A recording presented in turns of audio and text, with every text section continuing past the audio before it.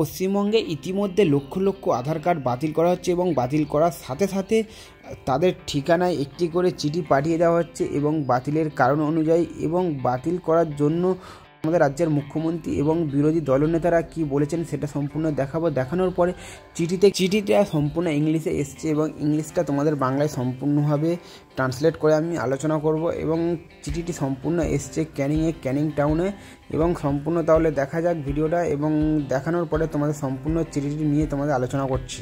কোনো আধার ক্যান্সেলেশন হয়নি।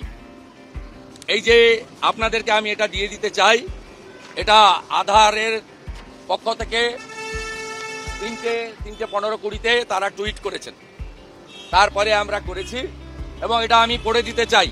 এটা মমতা ব্যানার্জি টাকা খাইয়ে রাঁচি থেকে করিয়েছেন। তিনি ভোট পাগল, ভোটের জন্য উন্মাদ হয়ে গেছেন।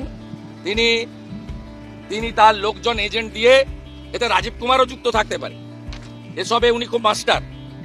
আমি যেটা করেছে দেখুন, unique identification authority of India, Bharat সরকার, তারা বলছে আধার as the most commonly used digital identity is used to avail of numerous subsidies, benefit and services.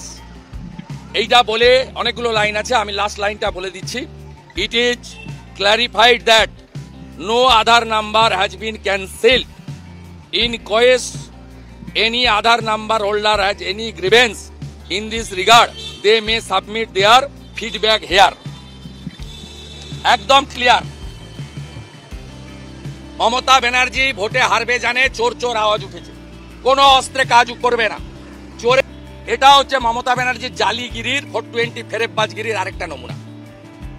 আমার কথা নয়, আধার অথরিটি বলেছে। আমি আপনাদের প্রত্যেককে একটা করে কপি ডিস্ট্রিবিউট করে দিচ্ছি, আপনারা দেখে নেবেন। মমতা ব্যানার্জি এখানে বলেছেন আমি বিকল্প কার্ড দেব।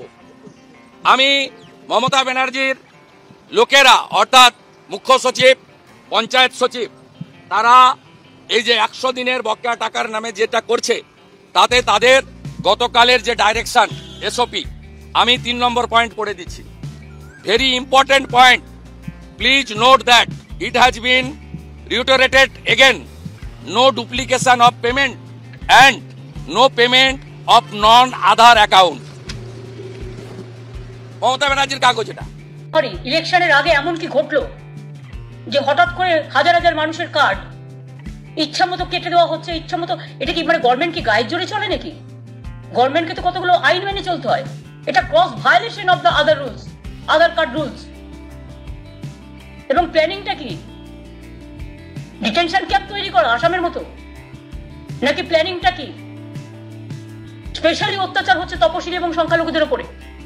এবং আমার কাছে সবচেয়ে বেশি, এই দেখুন আমার কাছে চিঠি, তপশিলি ফেডারেশনের লোকেরা জানিয়েছেন, সবচেয়ে বেশি মতুয়াদের উপর হচ্ছে, তাদের কার্ডগুলো ডিনোটিফাই করা হচ্ছে, নমশূদ্রদের করা হচ্ছে এবং গরিব মানুষ, ক্ষেত মজদুর, খেটে খাওয়া মানুষ, প্রত্যেকটা জেলায় করা হয়েছে। whereas রাজ্য সরকার কিছু জানে না, জেলা প্রশাসন কিছু জানে না।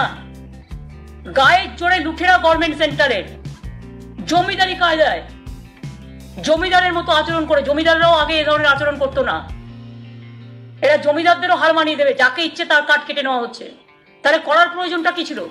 যখন করেছিলেন তখন আপনার কাছে ইনফরমেশন ছিল না? সব ইনফরমেশন নিয়ে এমনকি বডি স্ক্যান করেও তো করেছিলেন, কার কি অসুখ আছে সেটাও তো জেনে করেছিলেন। আধার কার্ডটাকে আপনারা আবার ব্যাংকে লিঙ্ক করেছিলেন, যে ব্যাংকের সাথে লিঙ্ক না হলে ব্যাংকে অ্যাকাউন্ট হবে না আধার কার্ড না থাকলে। নোটবন্দির নামে মানুষের উপর অত্যাচার করেছেন, আধার কার্ডের নামে উপর অত্যাচার করেছেন। আধার কার্ড করতে গেলে 1000 টাকা করে নেওয়া হয়েছে এবং এটা স্টেট গভর্নমেন্টের হাতে ছিল না। এবং স্টেট বলে দেওয়া হয়েছে আধার কার্ড ছাড়া কেউ কোনো বেনিফিট পাবে না। তাহলে কি গরিব মানুষগুলো বেনিফিট পাবে না? আমি গরিব মানুষগুলোকে, আমার তপশিলি বন্ধু হোক, সংখ্যালঘু বন্ধুই হোক, জেনারেল কাস্টই হোক, মুসলিম বন্ধুই হোক, আমি সবাইকে এটুকু অ্যাসিওর করে বলতে পারি, বেঙ্গলে এনআরসি আমরা করতে দেব না। আমরা জীবন দিয়ে লড়াই করবো, রুখবো। 2 বেঙ্গলে ডিটেনশন ক্যাম্প আমরা করতে দেব না।